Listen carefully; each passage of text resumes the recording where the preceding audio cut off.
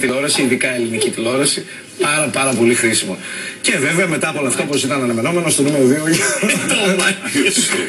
Θέλουμε να μην παρακολουθεί ο Κώστας Πρέκας. Στο νούμερο 2, κυρίες και κύριοι, έχουμε τον. Ξέρετε, όπως κάθε φορά που συμβαίνει ένα μεγάλο γεγονός, ο Άνθιμος βγάζει τον ανάλογο ψαλμό. Και είναι πολύ λογικό αυτό στην Μητρόπολη. Και υπάρχει ο ψαλμός τώρα για τους γκέι γάμους και για τις γκέι παρελάσεις που θα ακούγεται από αύριο στην Μητρόπολη Θεσσαλονίκης. It's raining man, hallelujah, it's raining man, hallelujah, it's raining man, hallelujah. Τα λέγαμε εμείς αλλά εσείς μας γράφατε.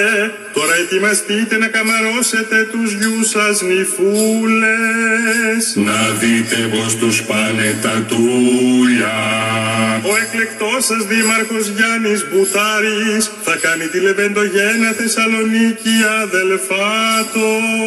Τρίζουν τα κόκαλα του Μεγαλέξανδρου.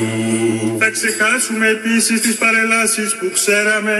Τώρα αντί για άρματα και φαντάρους θα παρελάβουν διδίδες. Στην οδό τσιμισκίστε. Αντί για την ελληνική σημαία θα κρατάνε φτερά και πίπουλα. Και αντί για όεκ θα φωνάζουν θεά και κουλό. Ούτε στη Μύκονο τέτοιο χάλι. Πλησιάζει δε χριστιανή η αποφράδα ημέρα που θα επιτρέψει και τους γάμους μεταξύ άνδρα και προβατίνας. Διώξε τον πριν είναι αργά. YMCA, YMCA, YMCA.